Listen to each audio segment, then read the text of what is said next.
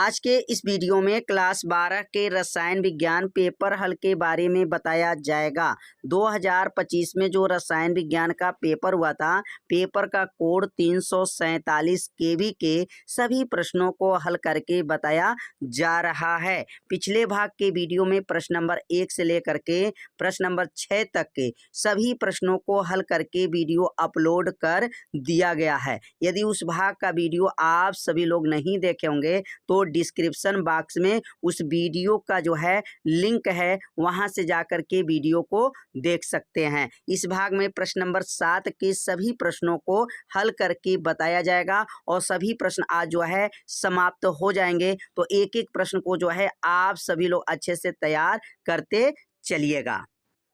कीटोनों के विरेचन की 5 विधियों का रासायनिक समीकरण लिखिए। तो यहाँ पर कीटोनों का विरेचन की जो है 5 विधि के बारे में आपको बताना है और पांचों विधि में जो है कीटोन समूह होना चाहिए। तो पहली विधि के बारे में समझेंगे और पहली विधि यहाँ पर नोट करेंगे। और पहली विधि है द्वितीयक एल्कोहल का, यहाँ लिखेंगे हेडिंग रहेगा द्वितीयक एल्कोहल का, द्वितीयक एल्कोहल का, द्वितीयक एल्कोहल का ऑक्सीकरण, द्वितीयक एल्कोहल का क्या कराएंगे, ऑक्सीकरण करा देंगे। और जब द्वितीयक एल्कोहल का जब ऑक्सीकरण कराया जाएगा तो वह किस समूह में बदल जाएगा, तो वह कीटोनी समूह में क्या हो जाएगा, बदल जाएगा। तो यहाँ लिखेंगे द्वितीयक जो है एल्कोहल का ऑक्सीकरण कराने पर किस समूह में परिवर्तित होगा, तो कीटोनी समूह में परिवर्तित हो जाएगा। तो यहाँ नीचे नोट कर लेंगे, जब द्वितीयक एल्कोहल, जब द्वितीयक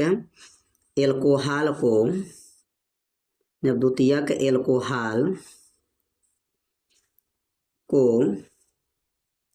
ऑक्सीकरण कराया जाता है, ऑक्सीकरण कराया जाता है, कराया जाता है तो कराया जाता है तो कीटोनी समूह में, किस समूह में, कीटोन समूह में बदल जाता है, कीटोन समूह में बदल जाता है, तथा जल बाहर निकल जाता है, तथा जल क्या होता है, बाहर निकल जाता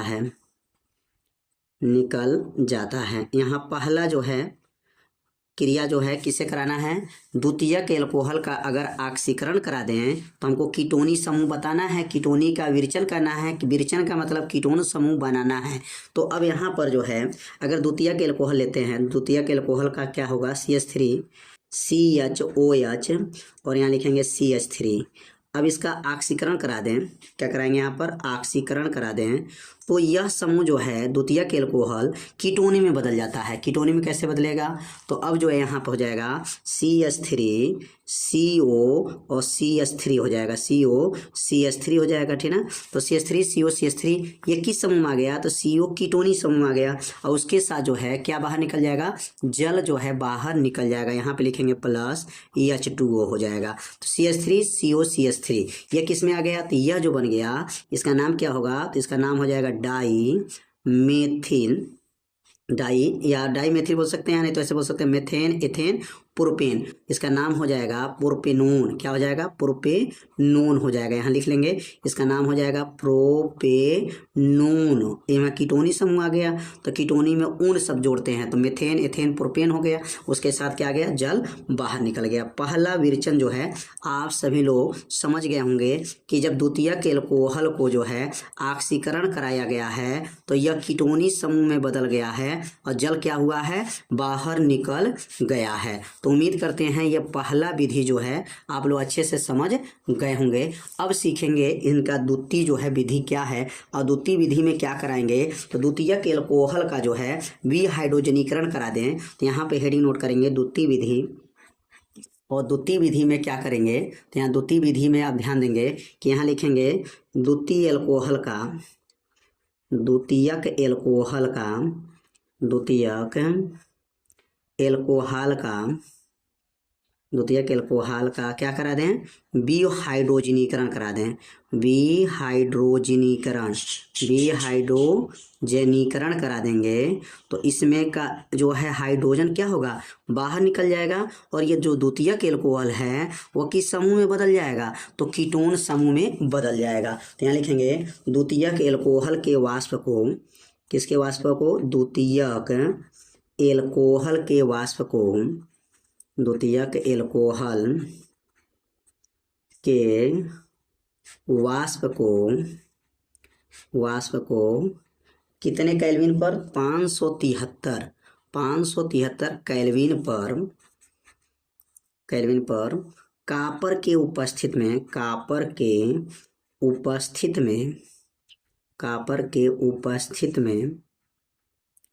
में गर्म किया जाता है।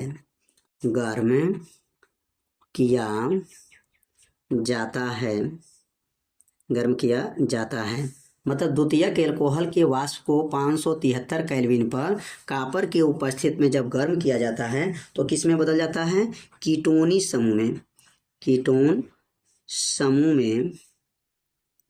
समूह में परिवर्तित हो जाता है। कीटोन समूह में क्या होता है, परिवर्तित हो जाता है तथा जल जो है, जल नहीं, इसमें हाइड्रोजन, याद रखेंगे इसमें क्या, हाइड्रोजनीकरण हो रहा है, जिसका मतलब इसमें हाइड्रोजन क्या आ जाएगा, बाहर निकल जाता है।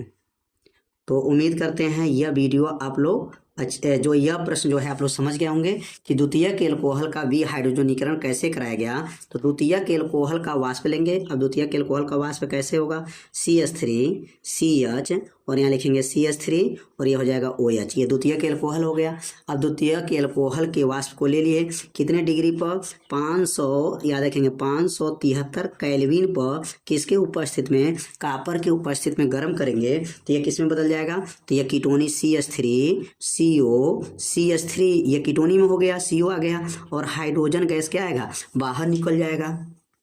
तो यहाँ द्वितीयक एल्कोहल के वाष्प को जब यहाँ पर कॉपर के उपस्थित में 573 केल्विन पे जब गर्म करते हैं तो ये द्वितीयक एल्कोहल किस समूह में बदल गया, कीटोन समूह में बदल गया और हाइड्रोजन गैस क्या आया, बाहर निकल गया। तो ये द्वितीय विधि भी आप लोग अच्छे से समझ गए होंगे कि द्वितीय विधि जो है विरचन कैसे कराया गया, कीटोन का विरचन हो रहा है, मतलब कीटोन प्राप्त करना, कीटोन समूह आना चाहिए। तो ये द्वितीय विधि भी आप लोग अच्छे से समझ गए होंगे। अब हम इसका सीखेंगे तीसरा विधि क्या है, और तीसरा विधि को जो है आप लोग इसे अपने कॉपी में क्या करिए, नोट भी करते चलिए। तो यहाँ पर अगला जो लिखेंगे, अगला जो विधि होगा तीसरा, कैल्शियम लवण का जो है तीसरा विधि का नाम लिखेंगे। अब तीसरा विधि क्या होगा, तो लिखेंगे यहाँ पर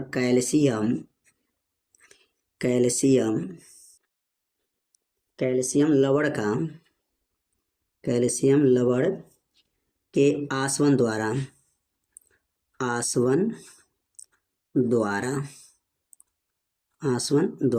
ये कैल्शियम लवण का जो है आसवन द्वारा जो है हम लोग विरचन कराएंगे। हम तो कैल्शियम लवण मतलब कोई कैल्शियम का जो लवण लेना ही पड़ेगा, तो कैल्शियम एसीटेट ले लेते हैं। क्या लेंगे यहाँ पर, कैल्शियम एसीटेट हो गया को, कैल्शियम एसीटेट को शुष्क आसवन द्वारा, शुष्क आसवन द्वारा किस में बदल देते हैं, कीटोन समूह में परिवर्तित कर देते हैं। कीटोन समूह में परिवर्तित कर देते हैं,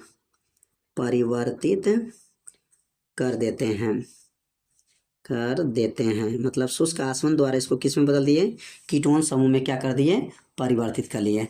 अब यहाँ पर कैल्शियम एसीटेट का सूत्र क्या है, तो कहेंगे CH3COO और यहाँ 2 लग जाएगा और ये Ca। यह कैल्शियम एसीटेट का जो है शुष्क आसवन कराएंगे, यहाँ क्या लिख देंगे ऊपर, शुष्क आसवन होगा। जब शुष्क आसवन कराएंगे तो यह जो है कैल्शियम एसीटेट कीटोनी समूह में बदल जाएगा। कीटोनी का मतलब CH3CO ये कीटोनी हो गया। अब उसके साथ जो है calcium carbonate CaCO3 calcium carbonate भी प्राप्त हो जाएगा। तो तीसरा विधि जो है आप लोग भी समझ गए होंगे, जब कैल्शियम लवण का जो है आसवन कराया गया, मतलब कैल्शियम लवण का मतलब कौन सा लवण लिया जाएगा, तो कैल्शियम एसीटेट को जब शुष्क आसवन कराया जाता है तो किस समूह में परिवर्तित हुआ, कीटोनी समूह में परिवर्तित हो गया। और यहाँ कीटोन में ही इसको परिवर्तित करना है, विरचन कराना है, कीटोनी हमको लाना है। तो ये कौन सा बनेगा, मेथेन, एथेन, प्रोपेन, प्रोपेनोन हो गया। क्या बनेगा, यह प्रोपेनोन हो गया। तो तीन विधि जो है आप लोग अच्छे से समझ गए होंगे। अब सीखेंगे अगला चौथा विधि क्या है। अगला जो है चौथा, कार्बोक्सिलिक अम्ल के उत्प्रेरक अपघटन द्वारा। अब कार्बोक्सिलिक अम्ल में आपको कोई एक लवण लेना पड़ेगा और इसको जो है उत्प्रेरक के उपस्थित में जब इसको गर्म करेंगे तो कीटोनी समूह में क्या होगा, परिवर्तित तो हो जाएगा। तो यहाँ लिखेंगे जब एसिटिक अम्ल को, जब किसको लेंगे हम लोग, एसिटिक अम्ल को, एसिटिक अम्ल को MnO मैग्नीज ऑक्साइड उत्प्रेरक के उपस्थिति में, उत्प्रेरक के उपस्थिति में, उत्प्रेरक के उपस्थिति में 573 केल्विन पर गर्म करते हैं, गर्म करते हैं तो किसमें बदल जाएगा, कीटोनी समूह में परिवर्तित, कीटोन समूह में परिवर्तित हो जाता है। कीटोन समूह में क्या होता है, परिवर्तित हो जाता है, बदल जाता है, परिवर्तित हो जाता है, हो जाता है। अब यहाँ एसिटिक अम्ल को ले लेते हैं। अब एसिटिक अम्ल क्या है, CH3COOH। अब किसके उपस्थित में, तो MnO मैग्नीज ऑक्साइड और 573 केल्विन में गर्म करेंगे।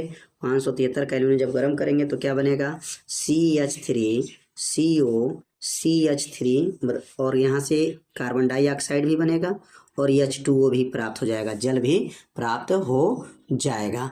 तो यहाँ पर जब एसिटिक अम्ल का जो है किसका उपस्थित में गर्म किए हैं, मैग्नीज ऑक्साइड और 573 जब केल्विन पे गर्म किया गया है तो यह जो है कीटोनी समूह में परिवर्तित हो गया और कार्बन डाइऑक्साइड भी प्राप्त हुआ और जल भी प्राप्त हुआ। इसको किस में बदलना था, कीटोनी समूह में बदलना था। तो कार्बोक्सिलिक अम्ल का उत्प्रेरक अपघटन कराया गया है तो यह कीटोनी समूह में परिवर्तित हो गया है। अब अगला जो हम लोग समझेंगे, अगला जो है पांचवा जो है विरेचन क्या है, फ्रीडल क्राफ्ट अभिक्रिया। फ्रीडल क्राफ्ट अभिक्रिया यह हमेशा परीक्षा में आ रहा है, तो इस अभिक्रिया को आप सभी लोग अच्छे से तैयार कर लीजिएगा। इसमें क्या करना होता है, निर्जल जो है AlCl3 मतलब निर्जल एल्युमिनियम क्लोराइड के उपस्थित में, यहाँ पे लिखेंगे निर्जल। अब निर्जल यहाँ पर क्या लेना है, तो निर्जल जो है AlCl3 एल्युमिनियम क्लोराइड के उपस्थित में, निर्जल AlCl3 के निर्जल जो है एल्युमिनियम क्लोराइड के उपस्थित में, निर्जल जो है एल्युमिनियम क्लोराइड के उपस्थित में जब बेंजीन से क्रिया कराया जाता है, किससे, बेंजीन से जो है बेंजीन की क्रिया किससे कराया जाता है, किसके उपस्थित में, एल्युमिनियम क्लोराइड के उपस्थित में जब बेंजीन की क्रिया एसिटिल क्लोराइड से कराई जाती है, किससे, एसिटिल क्लोराइड से कराई जाती है, एसिटिल क्लोराइड से कराई जाती है, कराई जाती है तो क्या बनता है, तो यह बनता है एसीटोफिनान। क्या बनता है, एसीटोफिनोन बनता है। क्या बनता है, एसीटोफिनोन बनता है। इस अभिक्रिया को क्या बनता है, एसीटोफिनान बनता है। इस अभिक्रिया को क्या कहा जाता है, तो इस अभिक्रिया को फ्रीडल क्राफ्ट अभिक्रिया कहते हैं। फ्रीडल क्राफ्ट अभिक्रिया कहते हैं। कितना आसान है। और यही जो है क्या है, अभिक्रिया कहते हैं। और यही क्या बन जाएगा, यही कीटोनी समूह का जो है विरचन हो जाएगा। तो कीटोनी समूह का विरचन भी बन गया। अब यहाँ पर एक जो है क्या लेंगे, बेंजीन ले लेंगे। अब बेंजीन में क्या मिलाएंगे, एसिटिल क्लोराइड। एसिटिल क्लोराइड का सूत्र क्या है, CH3COCl। किसके उपस्थित में गर्म होगा, तो एल्युमिनियम क्लोराइड के उपस्थित में गर्म होगा तो एसीटोफिनोन बनेगा। क्या बनेगा, एसीटोफिनोन। और एसीटोफिनोन का सूत्र क्या हो जाएगा, अब ये बेंजीन समूह में CO, अब देखिए CO कौन समूह है, कीटोनी समूह है, CH3 हो जाएगा। और यहाँ से क्या बनेगा, H, यहाँ से H यहाँ से निकला, यहाँ से H और Cl के साथ आ जाएगा तो क्या बन जाएगा, यह HCl हो जाएगा। जब यहाँ पर लगाएंगे जोड़ेंगे तो यहाँ का एक हाइड्रोजन इसके साथ आ जाएगा, Cl हो जाएगा, यह Cl क्या हो जाएगा, HCl हाइड्रोक्लोरिक अम्ल हो जाएगा। तो यहाँ पर जो है फ्रीडल क्राफ्ट अभिक्रिया में क्या होता है, किस समूह में बदलता है, तो यह कीटोनी समूह में क्या हो जाता है, परिवर्तित हो जाता है। तो फ्रीडल क्राफ्ट अभिक्रिया समझ में आ गया होगा कि इसमें क्या किया जाता है, जब बेंजीन में एसिटिल क्लोराइड के साथ क्रिया कराते हैं और किसके उपस्थित में, तो एल्युमिनियम क्लोराइड के उपस्थित में AlCl3 एल्युमिनियम क्लोराइड इसको कहा जाता है कि उपस्थित में जब गर्म किया गया है तो एसीटोफिनोन बना है। और एसीटोफिनोन जो है ये कीटोनी समूह है। कीटोनी कैसे, इसमें क्योंकि CO लगा है तो कीटोनी समूह है और ये कीटोनी समूह का क्या हो गया, विरचन भी हो गया। तो उम्मीद करते हैं यह अभिक्रिया आप लोगों को अच्छे से समझ में आ गया होगा। कार्बोक्सिलिक अम्ल के विरचन की 2 विधियां और इसके 3 रासायनिक गुणों का रासायनिक समीकरण लिखिए। तो कार्बोक्सिलिक अम्ल का विरचन बताना है और 2 विधि बताना है इनकी, और 3 रासायनिक गुणों को जो है रासायनिक समीकरण भी लिखना है।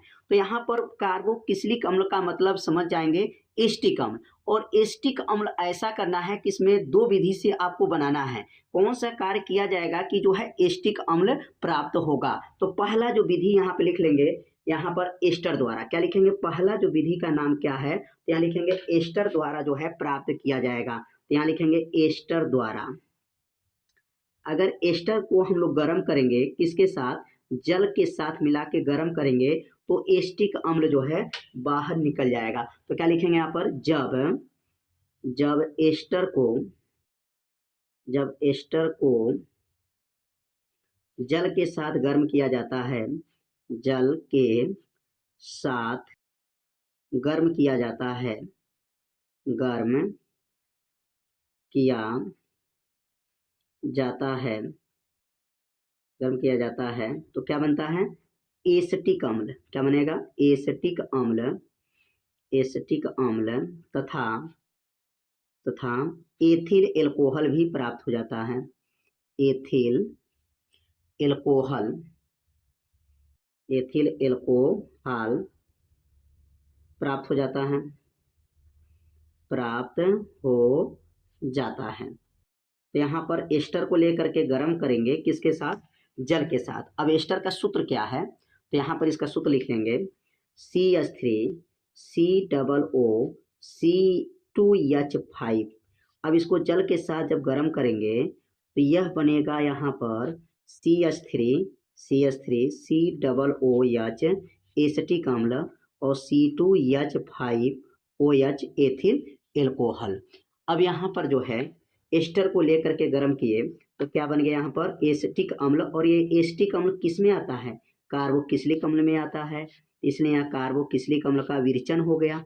पहला विधि जो है खत्म हो गया। कितना आसान है। क्या लिखेंगे यहाँ पर, ये लिखेंगे CH3COO C2H5।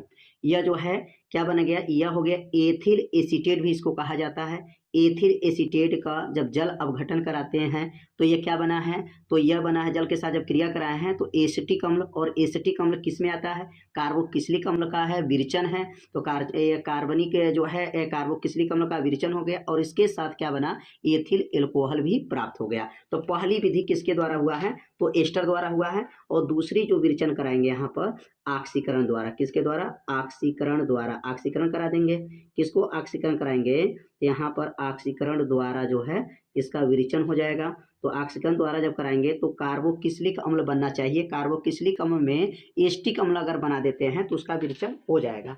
तो यहाँ पे लिखेंगे कि यहाँ पर जब एल्कोहल को मैंने कौन सा एल्कोहल को ले सकते हैं, एथिल एल्कोहल ले सकते हैं। कौन सा एल्कोहल? Ethyl alcohol.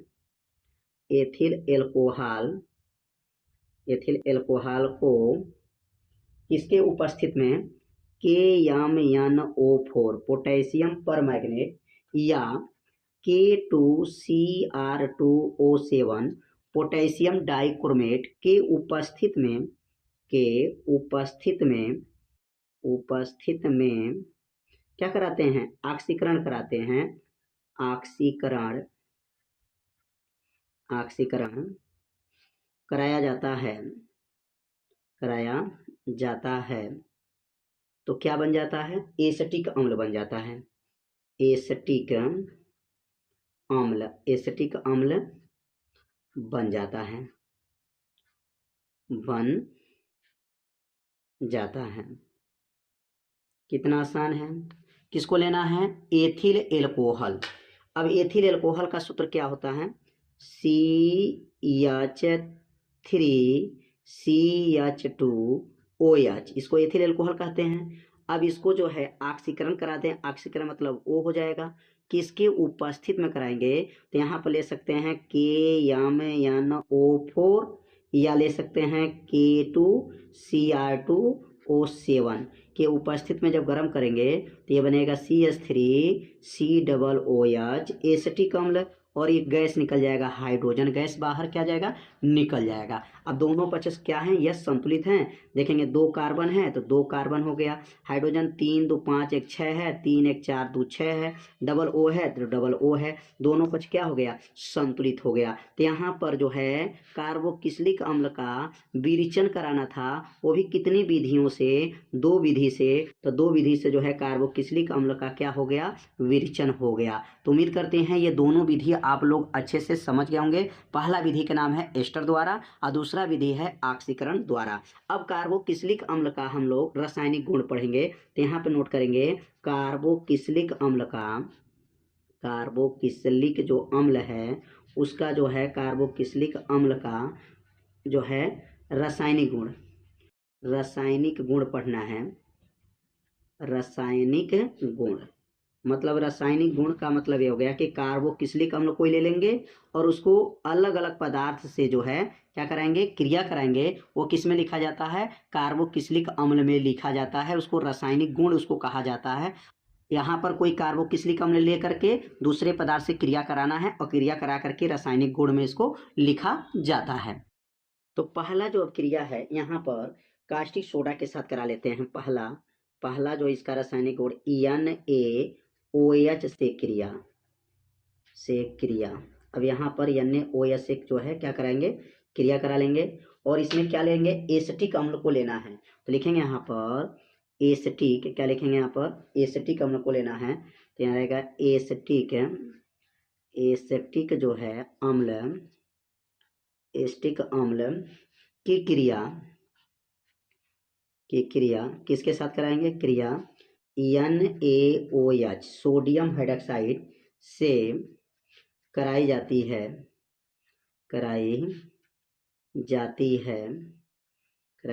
तो क्या बनेगा?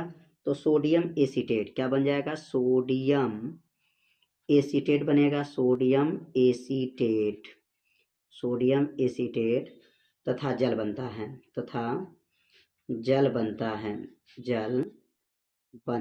है।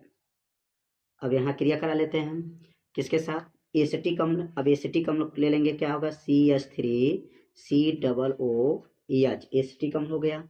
और यह NaOH के साथ क्रिया कराएंगे तो यह NaOH के पास चला जाएगा तो क्या बनेगा? CH3COOH और H और OH मिल करके क्या बनेगा? जल बन जाएगा। तो पहला विरेचन जो रासायनिक गुण जो है समझ गए होंगे कि एसिटिक अम्ल का सोडियम हाइड्रोक्साइड के साथ जब क्रिया कराते हैं तो सोडियम एसीटेट बनेगा और क्या बनेगा? जल बनेगा। तो ये पहला क्रिया आप लोग अच्छे से समझ गए होंगे। तो अब दूसरा क्रिया समझेंगे। दूसरा लिखेंगे यहाँ पर अपचयन। अब इसका अपचयन करा देते हैं तो क्या बनेगा? तो अब यहाँ लिखेंगे जब एसिटिक अम्ल का जब एसिटिक अम्ल का क्या कराते हैं, अपचयन कराया जाता है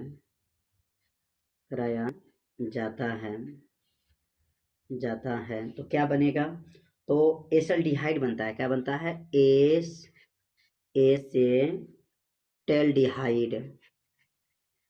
एसल्डिहाइड जो है बनता है, और जो है तथा जल बनता है, तथा कहा जाएगा यहाँ पर जल बनता है। ये दूसरा जो है रासायनिक गुण हो गया। अब अपचयन करा लेते हैं एसिटिक अम्ल का, CH3COOH, और इसका अपचयन हो गया। और अपचयन कराने के बाद जो है क्या बनेगा यहाँ पर, CH3CHO एसल्डिहाइड, और क्या बनेगा, जल H2O हो जाएगा। अब यहाँ कार्बन कितने हैं, 1 2 कार्बन, 2 कार्बन हो गया। हाइड्रोजन 3, 1 4 1 5, 3 1 4 4 2 6 हो जा रहा है। इसका मतलब यहाँ 2 लगाना पड़ेगा संतुलित करने के लिए, 2 लग गया। अब क्या हो जाएगा, अब क्रिया संतुलित हो जाएगा। तो ये दूसरा रासायनिक गुण भी आप लोग अच्छे से समझ गए होंगे। जो है यहाँ पर कार्बोक्सिलिक अम्ल का जो है क्या किया हुआ है, अपचयन कराया गया, तो एसल्डिहाइड बन गया है और जल बन गया है। और तीसरा जो है स्टिरीकरण करा लेते हैं। स्टिरीकरण अभिक्रिया लिख देंगे यहाँ पर, स्टिरीकरण अभिक्रिया। तो स्टिरीकरण जो है, स्टिरीकरण अभिक्रिया कैसे होगा, तो अब स्टिरीकरण अभिक्रिया का मतलब यह हो गया कि जब एसिटिक अम्ल, क्या लिखेंगे, जब एसिटिक अम्ल की क्रिया, एसिटिक अम्ल की जो क्रिया है वो किसके साथ करा लिया जाए, जब एसिटिक अम्ल की क्रिया एथिल एल्कोहल के साथ कराते हैं, एथिल एल्कोहल के साथ कराते हैं, एथिल एल्कोहल के साथ कराते हैं क्रिया जो है एथिल एल्कोहल के साथ कराते हैं, तो क्या बनता है, कराते हैं तो एस्टर तथा जल बनता है। क्या बनता है, एस्टर तथा जल बनता है। इसी अभिक्रिया को क्या कहा जाता है, स्टिरीकरण अभिक्रिया कहा जाता है। तो यहाँ पर एसिटिक अम्ल को ले लेंगे, CH3COOH एसिटिक अम्ल हो गया, और एथिल अल्कोहल C2H5OH। जब इसको गर्म करेंगे तो ये बनेगा CH3COOC2H5 एस्टर बन जाएगा, और ये बनेगा जल बन जाएगा। क्या बनेगा, जल बन जाएगा। तो ये इस अभिक्रिया को क्या नाम रखा गया है, इस अभिक्रिया का नाम है स्टिरीकरण अभिक्रिया है। यहाँ कार्बोक्सिलिक अम्ल को लिया गया है, कार्बोक्सिलिक अम्ल है और एथिल एल्कोहल है, मिला करके जब गर्म किया गया तो एस्टर तथा क्या बना है, जल बन गया है। तो उम्मीद करते हैं यह प्रश्न आप लोगों को अच्छे से समझ में आ गया होगा कि कार्बोक्सिलिक अम्ल बनाना था, विरेचन करना था, और 3 जो है रासायनिक जो है गुण यहाँ पर बताना था। तो 3 रासायनिक गुण जो है आप लोगों को अच्छे से समझ में आ गया होगा। एमीन के 5 रासायनिक गुणों का रासायनिक समीकरण लिखिए। तो यहाँ पर एमीन का 5 रासायनिक जो है आपको समीकरण लिखना है, और एक एक समीकरण को बहुत आसान विधि से बताया जाएगा, जिससे आपको तुरंत क्या हो, याद हो जाए। तो यहाँ पर पहला अगर हम लोग क्रिया कराते हैं तो HCl से क्रिया कराते हैं, मतलब HCl मतलब हाइड्रोक्लोरिक अम्ल के साथ जो है क्रिया कराएंगे। तो यहाँ पहला हेडिंग नोट करेंगे, HCl से क्रिया। HCl से क्रिया कौन करेगा, तो एमीन क्रिया करेगा। और कौन सा एमीन क्रिया करेगा, तो आपको याद रखिएगा कि यहाँ पर एथिल एमीन, यहाँ पर जब भी क्रिया कराएंगे तो किससे क्रिया कराया जाएगा, एथिल एमीन की क्रिया जो है कराई जाती है। तो यहाँ पे लिख लेंगे आगे कि जब एथिल एमीन की क्रिया, जब एथिल एमीन की जो क्रिया किसके साथ कराते हैं, लिखेंगे एथिल एमीन की क्रिया जो है, क्रिया HCl से कराते हैं। क्रिया किससे होता है, HCl का मतलब होता है हाइड्रोक्लोरिक अम्ल के साथ कराते हैं। तो हाइड्रोक्लोरिक अम्ल के साथ जब कराते हैं, हाइड्रोक्लोरिक अम्ल के साथ जब क्रिया होता है तो क्या बनता है, यहाँ लिख लेंगे यहाँ पर, जब एथिल एमीन की क्रिया हाइड्रोक्लोरिक अम्ल के साथ जो है कराई जाती है तो क्या बनता है, तो लिखेंगे यहाँ पर कराई जाती है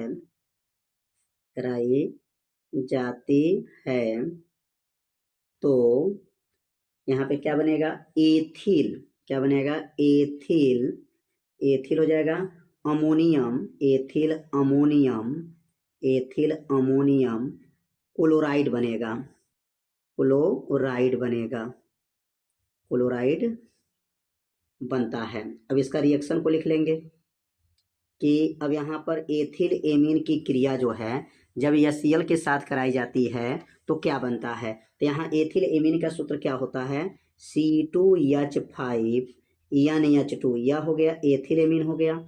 और किसके साथ क्रिया कराएंगे, HCl के साथ क्रिया करा देंगे। और यहाँ क्रिया कराने पर क्या बनेगा, C2H5 NH3Cl, इसका नाम क्या है, C2H5NH3Cl, इसका नाम होता है एथिल अमोनियम क्लोराइड। क्या बनेगा, एथिल अमोनियम क्लोराइड जो है प्राप्त हो गया। तो पहला जो है रासायनिक गुण जो है आप सभी लोग समझ गए होंगे कि एमीन का जो क्रिया कराया गया किसके साथ, HCl के साथ, हाइड्रोक्लोरिक अम्ल के साथ क्रिया कराया गया तो एथिल अमोनियम क्लोराइड प्राप्त हुआ। अब दूसरा जो क्रिया है नाइट्रस अम्ल के साथ क्रिया कराएंगे, किसके साथ, नाइट्रस, लिख लेंगे नाइट्रस अम्ल के साथ जो है क्रिया होगा। तो नाइट्रस अम्ल से क्रिया, तो नाइट्रस अम्ल से जब क्रिया कराएंगे तो क्या बनेगा।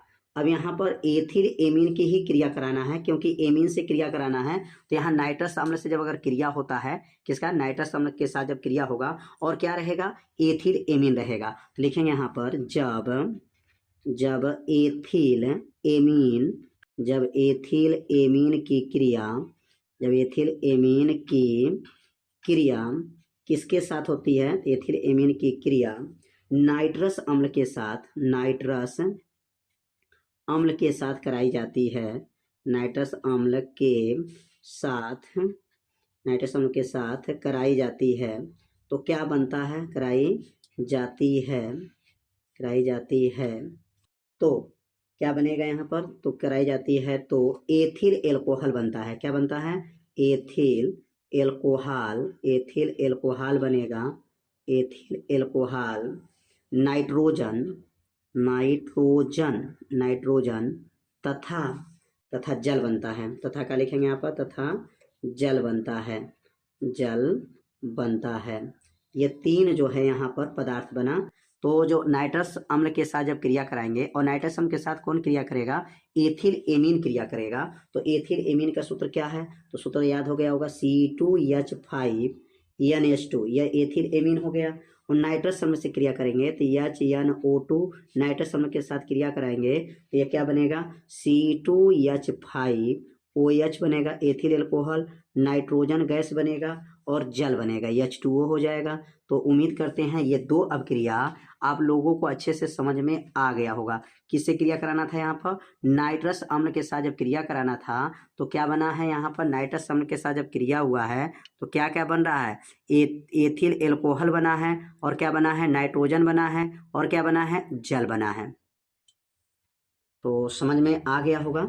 तो इसे अपने कॉपी में आप सभी चाहे नोट कर लीजिए, क्योंकि यह प्रश्न हमेशा पेपर में क्या हो रहा है, पूछा जाता है। तो ये दो जो है रासायनिक गुण जो है समझ गए होंगे। अब तीसरा रासायनिक गुण के बारे में समझेंगे। तो अब तीसरा जो है एसिटिल क्लोराइड से क्रिया होगा, किससे, यहाँ लिखेंगे एसिटिल, एसिटिल क्लोराइड से क्रिया, एसिटिल क्लोराइड से क्रिया, एसिटिल क्लोराइड से क्रिया। अब एसिटिल क्लोराइड से क्रिया कौन करेगा, तो एसिटिल क्लोराइड से जो क्रिया जो है एथिल एमीन करेगा। क्या करेगा, यहाँ पर एथिल एमीन। यहाँ लिखेंगे जब एथिल एमीन, जब एथिल एमीन एसिटिल क्लोराइड से क्रिया करता है, एसिटिल क्लोराइड से क्रिया करता है, एसिटिल क्लोराइड से क्रिया करता है या क्रिया कराया जाता है, क्रिया कराई जाती है, कराई जाती है तो क्या बनेगा, जब एथिल एमीन एसिटिल क्लोराइड के साथ क्रिया कराई जाती है तो बनेगा एन एथिल एसिटेमाइड, एसीटेमाइड यानी एथिल एसेटेमाइड तथा HCl बनता है। HCl का मतलब हाइड्रोक्लोरिक अम्ल जो है बनता है। अब यहाँ पर क्रिया कराएंगे तो क्या रहेगा, यहाँ पर C2H5NH2 यह हो गया एथिल एमीन हो गया, और ये क्रिया किससे करना है, CH3COCl।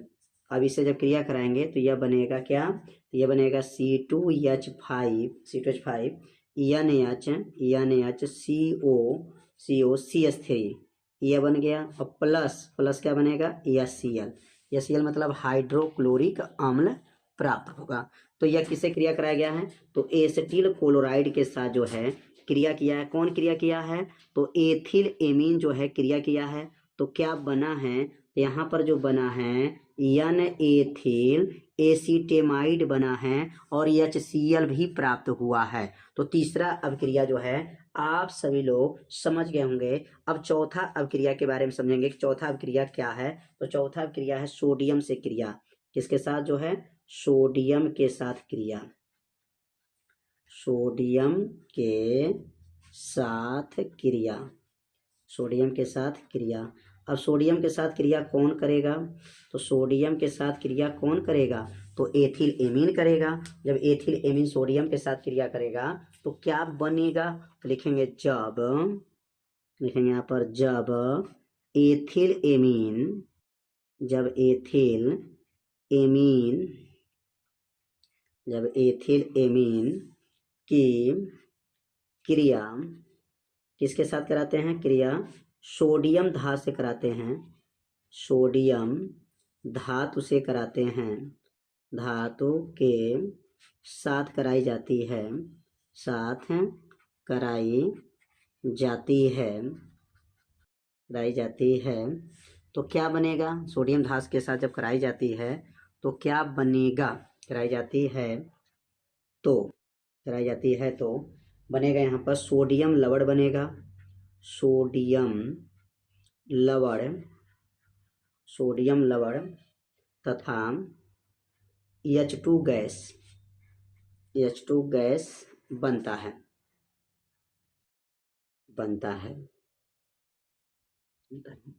अब इसका रिएक्शन करा देंगे तो यहाँ पे लिखेंगे C2H5NH2 यह हो गया प्राथमिक एमीन, और किसके साथ क्रिया करेगा, Na के साथ क्रिया करेगा, और यहाँ से जब क्रिया करेगा तो ये बनेगा C2H5 NH, इसका नाम है सोडियम लवण, और यह बनेगा हाइड्रोजन गैस। संतुलित करने के लिए 2 यहाँ लगा लेंगे, 2 यहाँ लगा लेंगे, और 2 जो है यहाँ पे लगा लेंगे, दोनों पक्ष क्या हो जाएगा, संतुलित हो जाएगा। तो यहाँ पर जो है क्या बना है, तो यह जो है एथिल एमीन जब सोडियम धातु के साथ क्रिया कराया गया है तो यहाँ बना है कि क्रिया कराने पर सोडियम लवण बना है, और क्या बना है, हाइड्रोजन गैस जो है बाहर निकला है। अगला अभिक्रिया बहुत ही महत्वपूर्ण अभिक्रिया है, और यह अभिक्रिया का नाम है, क्या अभिक्रिया रहेगा, कार्बिल एमीन अभिक्रिया। क्या रहेगा, कार्बिल एमीन अभिक्रिया रहेगा। और यहाँ पर नोट करेंगे अब अगला अभिक्रिया कार्बिल एमीन अभिक्रिया, या नोट कर लेंगे यहाँ पर कार्बिल एमीन अभिक्रिया, कार्बिल एमीन अभिक्रिया।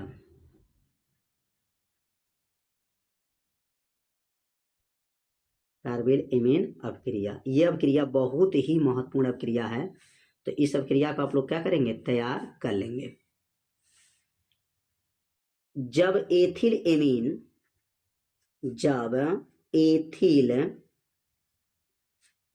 की क्रिया, जब एथिल एमीन की क्रिया किसके साथ कराते हैं, क्लोरोफार्म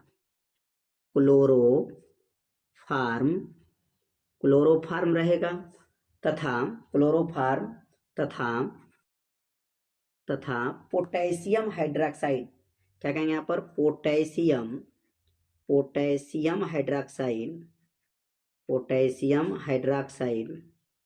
पोटेशियम हाइड्रोक्साइड के साथ जब कराई जाती है, पोटेशियम हाइड्रोक्साइड के साथ कराई जाती है, कराई जाती है, कराई जाती है, तो क्या बनता है? Ethyl isocyanate. क्या लिखेंगे यहाँ पर? एथिल आइसो साइनाइड बनती है, साइनाइड बनती है, बनता है, लिख सकते हैं यहाँ पर, बनता है। इस अभिक्रिया को क्या कहा जाता है? इस अभिक्रिया को कार्बिल एमीन अभिक्रिया, कार्बिल एमीन अभिक्रिया कहते हैं, अभिक्रिया कहते हैं। 2 बार पढ़िए, परिभाषा याद हो जाएगा, रिएक्शन याद हो जाएगा। जब यहाँ पर क्या लेंगे? एथिल एमीन C2H5 NH2, यह हो गया प्राथमिक एमीन, मतलब एथिल एमीन, और इसका क्रिया जो है chloroform CHCl3 plus KOH potassium hydroxide के साथ जब कराया जाता है तो यह बनता है क्या? C2H5NC, इसका नाम है एथिल आइसोसाइनाइड कहा जाता है, और इसके साथ KCl पोटेशियम क्लोराइड तथा H2O मतलब जल, H2O भी प्राप्त होता है। अब यहाँ संतुलित करने के लिए यहाँ पर जो है 3 लगा लीजिएगा, संतुलित हो जाएगा, और यहाँ पर जो है 3 लगा लीजिएगा, 3 KCl, और यहाँ पर 3 जो है H2O, 3 H2O लगा लेंगे। अब क्रिया क्या हो जाएगा? संतुलित हो जाएगा। तो यहाँ पर कार्बिल एमीन अभिक्रिया जो है बहुत ही महत्वपूर्ण अभिक्रिया माना जाता है। इस बार एक बार और अभिक्रिया को समझ लेते हैं। जब यहाँ ethyl amine chloroform potassium hydroxide के साथ गर्म करेंगे तो ethyl hydrogen cyanide C2H5NC 3HCl plus 3H2O। तो उम्मीद करते हैं यह अभिक्रिया आप लोगों को अच्छे से समझ में आ गया होगा। एमीन के विरेचन की 3 विधियों का रासायनिक समीकरण लिखिए। एमीन कैसे बनता है, इनके बनाने की 3 विधियां के बारे में पूछा गया है और रासायनिक समीकरण लिखना है। और एथिल हैलाइड के एमीनों का अपघटन की क्रिया विधि लिखिए। तो यहाँ पर 2 प्रश्न हैं और ये दोनों प्रश्न बहुत ही महत्वपूर्ण प्रश्न हैं। तो यहाँ पर पहले एमीन का विरेचन के बारे में समझेंगे। तो पहला अगर हम विरेचन कराते हैं तो एथिल एल्कोहल के द्वारा जो है इनका पहला जो है विरेचन कराया जाएगा। तो क्या लिखेंगे यहाँ पर? जब एथिल एल्कोहल को अमोनिया से क्रिया कराई जाती है तो एथिल एमीन प्राप्त होता है। तो यहाँ पर पहला जो विरेचन हुआ है, मतलब प्राप्त करना है, तो एथिल एल्कोहल को लेंगे, और एथिल एल्कोहल का सूत्र क्या होता है? C2H5OH होता है, और इसमें किसके साथ क्रिया कराएंगे? तो यह अमोनिया के साथ जब क्रिया करा लेंगे तो यहाँ पर क्या बनेगा? CH3CH2 और NH2 बनेगा। यह बनेगा एथिल एमीन बन जाएगा, और इसके साथ कौन बाहर निकल जाएगा? H2O क्या हो जाएगा? बाहर निकल जाएगा। तो यह अभिक्रिया जो है समझ में आ गया होगा कि यहाँ पर विरेचन कराना था, किसके साथ कराना था? तो एथिल एल्कोहल और अमोनिया के साथ जब गर्म किया गया तो यह प्राथमिक एमीन जो है प्राप्त हुआ। प्राथमिक एमीन का सूत्र क्या है? CH3CH2NH2, या लिख सकते हैं C2H5 भी लिख सकते हैं, C2H5NH2 भी लिखा जा सकता है। तो यह पहला जो है विरेचन आप लोग को समझ में आ गया होगा कि एथिल एल्कोहल के द्वारा जो है कराया गया है। अब दूसरा जो है आपका जो क्रिया कराना है, सिम्ट अभिक्रिया इसको बोला जाता है। कौन अभिक्रिया बोला जाता है? यहाँ लिख सकते हैं सिम्ट अभिक्रिया, सिम्ट अभिक्रिया बोल सकते हैं, सिम्ट अभिक्रिया। अब सिम्ट जो है अभिक्रिया क्या है? अब सिम्ट अभिक्रिया के बारे में समझेंगे कि सिम्ट जो है अभिक्रिया क्या होते हैं। तो यहाँ पर जो है सिम्ट अभिक्रिया क्या है? तो सिम्ट अभिक्रिया जो है यहाँ पर क्या लेना है? सबसे पहले जो है एसिटिक अम्ल लेंगे। क्या लेंगे यहाँ पर? एसिटिक अम्ल लिखेंगे यहाँ पर। एसिटिक अम्ल की क्रिया, एसिटिक अम्ल की क्रिया, एसिटिक अम्ल की क्रिया किसके साथ करा दें? तो एसिटिक अम्ल की क्रिया हाइड्रोजोइक अम्ल, किसके साथ? हाइड्रोजोइक जो है हाइड्रोजोइक अम्ल के साथ करा दिया जाए, अम्ल के साथ अम्ल के साथ जो है कराई जाती है, कराई जाती है तो क्या बनता है, यहाँ पर कराई जाती है तो एथिल एमीन बनता है। क्या बनेगा यहाँ पर, ethyl amine, ethyl amine, ethyl amine बन जाएगा। नाइट्रोजन गैस बनेगा En2 तथा CO2, CO2 बनता है, बनता है। इस अभिक्रिया को क्या कहा जाता है, इस अभिक्रिया को, इस अभिक्रिया को जो है सिम्ट अभिक्रिया कहा गया है। क्या कहते हैं, सिम्ट अभिक्रिया कहा जाता है, सिम्ट अभिक्रिया कहते हैं।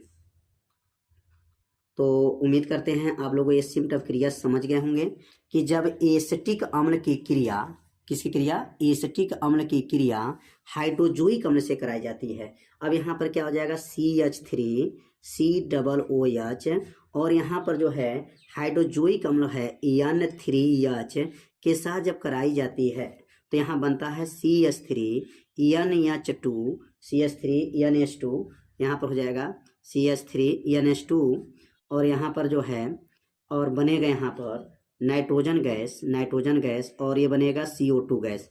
यहाँ पर जो है, यहाँ पे याद रखेंगे मेथिल, क्या बनेगा यहाँ पर, मेथिल एमीन बनेगा, क्योंकि ये CH3 है इसलिए मेथिल एमीन बन जाएगा, नाइट्रोजन बन जाएगा और CO2 मतलब यह गैस हो जाएगा। तो यहाँ पर एमीन का जो है विरचन भी इसको कहा जाता है। यहाँ एमीन का विरचन भी हुआ है क्योंकि यहाँ एमीन बनना चाहिए और यहाँ एमीन बना हुआ है। तो क्या बना है, एसिटिक अम्ल की क्रिया किसके साथ कराया गया है, हाइड्रोजोइक अम्ल के साथ जब क्रिया कराया गया है, यहाँ पर हाइड्रोजोइक अम्ल के साथ जब क्रिया कराया गया है तो यहाँ पर क्या बना है, मेथिल एमीन, नाइट्रोजन गैस, और क्या बना है यहाँ पर कार्बन डाइऑक्साइड गैस बना है। इसी अभिक्रिया को कौन अभिक्रिया कहते हैं, सिम्ट अभिक्रिया कहा जाता है। कौन अभिक्रिया, सिम्ट अभिक्रिया कहा जाता है। तो यह सिम्ट अभिक्रिया भी आप लोग समझ गए होंगे कि सिम्ट अभिक्रिया किसे कहते हैं। अब अगला अभिक्रिया के बारे में समझेंगे। अगला हाफमैन ब्रोमाइड अभिक्रिया। ये अभिक्रिया बहुत महत्वपूर्ण अभिक्रिया है। हाफमैन जो है, हाफमैन ब्रोमाइड अभिक्रिया, ब्रोमाइड अभिक्रिया, हाफमैन ब्रोमाइड अभिक्रिया। इस अभिक्रिया को जो है आप सभी लोग अच्छे से तैयार कर लीजिएगा क्योंकि यह अभिक्रिया हमेशा पूछा जाता है बोर्ड में। तो हाफमैन ब्रोमाइड अभिक्रिया क्या है, बहुत आसान आंसर है। जब क्या लिखेंगे, जब प्रोपेनाइड, क्या लिखेंगे, जब प्रोपेमाइड की क्रिया किसके साथ कराएंगे, प्रोपेनामाइड की क्रिया किसके साथ होगा, तो कहेंगे इसकी जो क्रिया है Br मतलब ब्रोमीन तथा KOH के साथ, KOH के साथ कराई जाती है, के साथ लिखेंगे यहाँ पर कराई जाती है, कराई जाती है। तो क्या बनता है, कराई जाती है तो यहाँ पर क्या बनेगा, तो यहाँ बनेगा एथिल एमीन बनता है। क्या बनता है, एथिल एमीन बनता है, एथिल एमीन, एथिल एमीन बनता है। इस अभिक्रिया को एथिल एमीन बनता है। इस अभिक्रिया को क्या कहा जाता है, इस अभिक्रिया को, इस अभिक्रिया को क्या कहेंगे, हाफमैन ब्रोमाइड अभिक्रिया कहा जाता है। हाफमैन ब्रोमाइड अभिक्रिया कहते हैं, अभिक्रिया कहते हैं, हाफमैन ब्रोमाइड अभिक्रिया कहते हैं। कितना आसान अभिक्रिया है। अब इसका रिएक्शन जो है करा दिया जाएगा।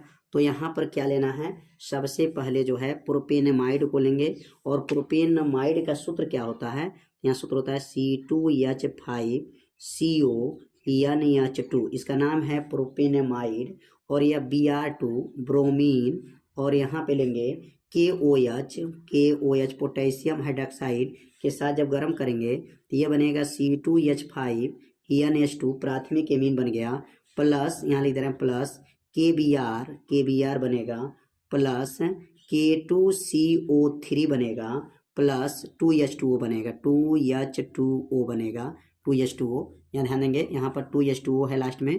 और संतुलित करने के लिए यहाँ पर क्या लगाएंगे, यहाँ पर 4 लगा देंगे और यहाँ पर जो है संतुलित करने के लिए 2 लगा देंगे और 2 kBr लगा देंगे। 2 kBr, दोनों पक्ष क्या हो जाएगा, संतुलित हो जाएगा। यहाँ पर क्या लेना है, प्रोपेनमाइड की क्रिया किसके साथ कराना है, ब्रोमीन के साथ जब कराएंगे तो क्या क्या बनेगा, तो यहाँ पर C2H5NH2 ये हो गया एथिलेमीन, KBr, K2CO3, पोटेशियम कार्बोनेट और 2H2O, मतलब यहाँ पर जल की मात्रा 2 है, 2H2O बना। इसी अभिक्रिया को हाफमैन ब्रोमाइड अभिक्रिया कहा जाता है। तो उम्मीद करते हैं यह हाफमैन ब्रोमाइड अभिक्रिया आप लोगों को अच्छे से समझ में आ गया होगा। तो यह अभिक्रिया जो है आप लोगों को अच्छे से समझ में आ गया होगा। तो यह पेपर जो है समाप्त हो गया, जो है 347 KB के सभी प्रश्नों को हल करके बताया जा चुका।